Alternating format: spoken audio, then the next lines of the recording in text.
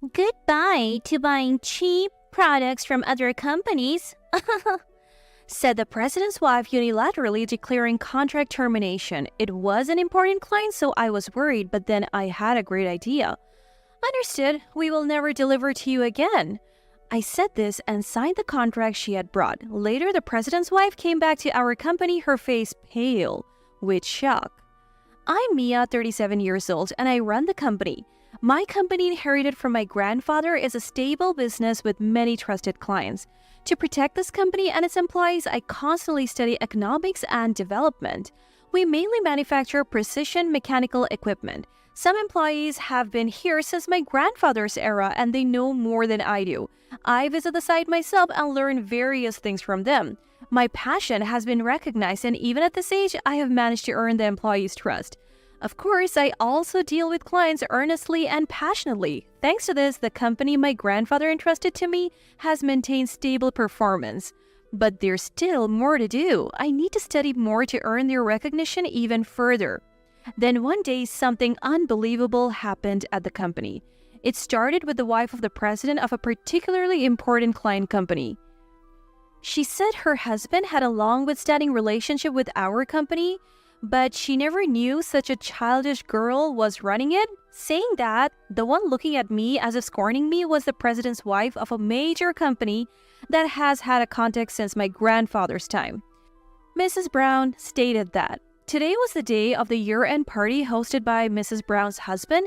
It wasn't just any year-end party, but a large-scale event gathering all their business partners.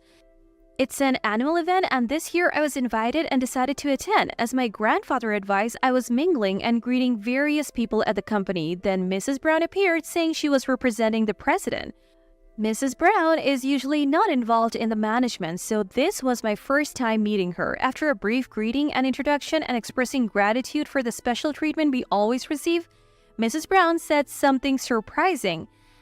I don't know what tricks you use to deceive my husband, but you might end up facing something terrible, said Mrs. Brown. At that moment, I didn't understand the real intent behind her words. As I stood there in shock, Mrs. Brown moved on to speak to another company's president. She was much more amiable than what she spoke with me, and I couldn't help but wonder why she disliked me so much in just that short interaction.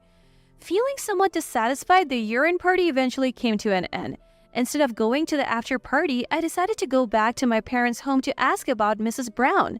My parents and grandparents live at my parents' home. I often return to my parents' home to consult with my grandfather. Upon arriving, I immediately apologized for coming over so late at night. My parents warmly welcomed me and mentioned that my grandfather was still awake. Hearing this, I headed to my grandfather's room to ask about Mrs. Brown's remarks and character. My grandfather depicted Mrs. Brown as nothing short of perfect, a devoted wife supporting her husband without asking for anything in return with one son. The more I learned, the more puzzled I became about Mrs. Brown. A few days after the after-party, Mrs. Brown showed up at my company. Her unannounced visit surely surprised my employees and secretary. As I wasn't there, she had to wait, which apparently made Mrs. Brown angry. I'm the wife of the president of one of this company's major clients. Do you think it's okay to treat me like this? It's no wonder this company is nonsensical, being run by a childish girl. In my opinion, Mrs. Brown was the one being unreasonable by showing up unannounced, but I wasn't there to say such things. My secretary ended up getting a lecture from Mrs. Brown. When I hurried back, Mrs. Brown had already left the company, but she informed my secretary that she would return another day to apologize properly. Thus, I made an appointment to meet with Mrs. Brown later. When I entered the president's office, I expected to see the president, but was surprised to find Mrs. Brown sitting in the president's seat, assuming a haughty demeanor. I first apologized to Mrs. Brown for not being available the other day. Then I showed readiness to listen to whatever she needed to discuss. What followed was a surprising statement from Mrs. Brown. Goodbye to using cheap products from other companies. For a moment, I was speechless and probably wore a very astounded expression. Seeing my face, Mrs. Brown scoffed. A company run by a childish girl like you can't be trusted. Not to mention, you're overcharging for the products you deliver. I'll be terminating the contract for cost reduction. Her claims was so arbitrary that I strongly retorted I wasn't overcharging. Furthermore, I passionately advocated for the quality of my company's products and explained how they have been recognized and continued by the president. However, Mrs. Brown seemed unwilling to listen. Such arrogance from a childish girl. Disgusted, I asked her if the president knew about this. Mrs. Brown then started saying she was now the acting president and had all the authority over the company. When asked why, she informed me that the president had to go abroad urgently due to issues in their production line. Thus, Mrs. Brown, the vice president, was serving as the acting president. I then realized why the president hadn't attended the year-end party. Tomorrow, I'll bring all the necessary documents to terminate our contract to your company. Make sure you're there. I won't tolerate even a second's delay. When I asked Mrs. Brown for the specific time she would come, she begrudgingly told me. That day, I left Mrs. Brown's company feeling like I was being chased out. This company is an important client for us. Without them, we might not be able to pay our employees. Feeling a sense of crisis, I desperately thought of ways to prevent the contract termination. The next day, Mrs. Brown arrived at my company on time. She sadly placed the documents on my desk and urged me to sign immediately. Please, at least let me discuss this with the president. There's no time for that. Both my husband and I are busy people. Unlike your small-scale operation, we are a major corporation. You should understand as a fellow business owner. I was infuriated by Mrs. Brown's condescending demeanor, such an unreasonable method to unilaterally terminate a contract. Moreover, our companies had a long-standing relationship. One would think she, as a business owner, would understand the betrayal this act represented, but there was no sign of guilt from Mrs. Brown. Frustrated with her haughty attitude, I decided to implement the countermeasure I had thought of all night. As a final confirmation, I asked Mrs. Brown seriously, "Are you sure about this?" Mrs. Brown laughed mockingly at my words. Seeing her reaction, I smiled. "Understood. We will never deliver to you again." Mrs. Brown momentarily showed a hint of caution at my quick withdrawal, but as soon as she saw me sign the contract, she smiled triumphantly satisfied. "Thank you. Now we have nothing to do with each other anymore." Mrs. Brown left looking satisfied with herself. As she walked away, my secretary and I deeply bowed, but inside I was smiling, thinking she should have read the documents more carefully. After seeing her off, I sent a brief email to Mrs. Brown's husband. "Thank you for everything up to now." That alone would probably be enough for the president to understand the situation. Soon after, a call came into my company. "Good day. I apologize for the sudden call. I was surprised to see your email. What exactly is going on? I would like to discuss this matter. Could we possibly meet?" To the president's request, I casually agreed. Yes, that would be fine. A week later, the president arrived at my company looking anxious. Alongside him, Mrs. Brown appeared, her face marked with displeasure. After exchanging formal greetings and small talk, the president quickly asked about the reason behind my email. I led the anxious president to a sofa and offered him coffee. Then sitting opposite him, I prefaced that the story would be long before recounting the entire series of events. I was shocked when Mrs. Brown suddenly announced the contract termination, but I have already signed the documents and I thought it was appropriate to say goodbye to the president who has been so supportive over the years. As I spoke candidly about my frustration, the president turned pale and immediately offered a profound apology. Mrs. Brown, who had come with him, wore a look of surprise. The president, sweating and serious, apologized to me. Mrs. Brown, unsettled by his demeanor, knelt beside him and scolded him in a shrill voice. "What are you doing apologizing to this childish girl? Stop it!" Ignoring Mrs. Brown's protests, the president forcefully made her apologize. Then, glancing sideways at Mrs. Brown, he pleaded with me, "Please, reconsider the termination. Our company relies significantly on yours. It would be a great loss for us." He apologized repeatedly. Mrs. Brown, watching her husband, glared at me with dissatisfaction. "Even if we cut off from the small company, it won't hurt our business. I've already secured contracts with overseas companies to replace it. What's the problem with that?" With that, Mrs. Brown maintained her assertive attitude. I sighed in exasperation at such demeanor from Mrs. Brown. The president, seeing my reaction, was shocked and then furiously reprimanded Mrs. Brown. "You don't understand anything. How could you do this without consideration? We have had a faithful relationship with this company for 40 years. 40 years. Do you not understand the significance of that? Laughing off the president's words, Mrs. Brown retorted, "So what? I don't care about old relationships. Cutting ties with this company will reduce costs and we can lower the prices of our own products. That means we can outdo our competitors. It's all beneficial." The president grew even angrier at Mrs. Brown's words. "It was foolish of me to let you act as president." The president shouted his regret while Mrs. Brown looked triumphantly back at him. At that moment, Mrs. Brown's phone rang. "I'm busy right now," she answered with an irritated voice. However, her demeanor quickly changed to one of panic and confusion. "Wait, what do you mean?" I had an inkling of what was happening but waited until Mrs. Brown hung up before asking. "Is something wrong?" I asked. Mrs. Brown, seemingly overwhelmed, started muttering.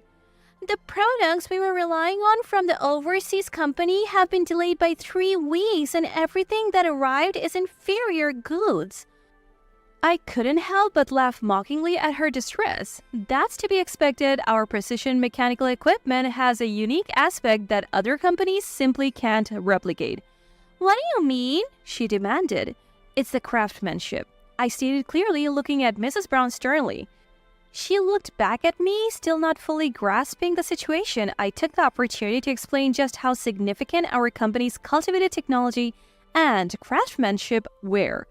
Moreover, our products incorporate unique techniques unavailable elsewhere. They can only be replicated with our skilled craftsmen. As I confidently stated this, Mrs. Brown's face turned to one of frustration and defeat. I held my head high, facing her with a triumphant look. Mrs. Brown, who had been yelling all this time, seemed at a loss for words. Now she was looking down, sulking like a child. I asked Mrs. Brown why she had initiated this whole situation.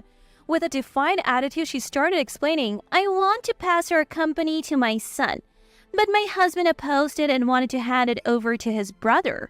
Apparently, Mrs. Brown's plan was all for her son. She described her son as introverted and not assertive. She had been plotting to set her son up as president, a plan requiring her to take on the role of president in the interim.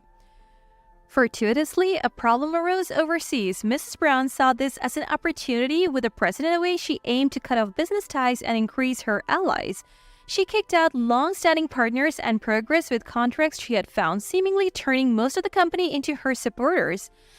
"The only thing left was this place. Without it, my husband's allies would be completely gone. And as an important client, you have considerable influence, which makes you a hindrance to my plans. I thought I had finally found a company that could produce the parts made here and everything was going well until now."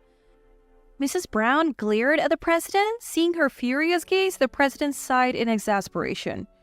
"You truly don't understand anything. Our son doesn't want to inherit this company." Mrs. Brown looked shocked at this revelation. The president, seeing her distress, explained their son's wishes to her. "Our son expressed a desire to pursue agriculture, not business. He wanted to go to the agricultural college, not the economics department. That's why I kept it a secret, as my brother was interested in managing the business." "It can't be true," Mrs. Brown whispered. "It is. Look at this," the president said, showing his mobile phone. There, a message from their son expressing joy at being accepted into the agricultural college and a photo presumably taken in front of the university where displayed. Upon seeing the photo, Mrs. Brown's strength seemed to leave her and she sat down on the floor. The president then turned to me with a desperate plea. "Please, I will spend my life making amends for this incident. Could we possibly renegotiate the contract?" I extended my hand to the president. "Well, if Mrs. Brown no longer involves herself in the management, we can pretend the contract termination never happened." The president's face lit up with relief, but Mrs. Brown, looking bitter, glared at me and insisted that the contract termination documents would not be invalidated. "I absolutely refuse to nullify the contract termination. It was all for my son to become president." Mrs. Brown was clearly being stubborn. I sighed deeply and suggested she take another look at the contract documents. I then asked my secretary to bring the copy Mrs. Brown had given us. "Please, look at the signature area." I pointed to a spot outside the designated signature area where my signature was. Mrs. Brown, seeing it, was taken aback. "This means the contract termination is invalid, right?" I must admit, it was careless of me to sign in the wrong place, but Mrs. Brown, you didn't check it either, so we're even, aren't we? Mrs. Brown remained silent. I then advised her and said, someone who doesn't thoroughly check contract documents is not suitable for management. With those words, the president hurriedly picked up the copy of the document Mrs. Brown had dropped on the floor, checking the contents and then smiling broadly. Thank you. Thank you so much, he repeated. While the president continued his thanks, Mrs. Brown sat beside him, her face filled with regret. Afterwards, I was relieved to have retained an important contract and was praised by my grandfather for securing the future of our employees. However, Mrs. Brown, it turned out, had been doing similar things with other companies, and the president found himself apologizing far and wide. I assisted the president by explaining the situation to companies Mrs. Brown had cut off ties with, offering help. Thankfully, they were willing to cooperate, helping the president's company recover. Due to the ordeal, Mrs. Brown was ousted from the management team, blamed for nearly ruining the company, and faced with divorce from the president.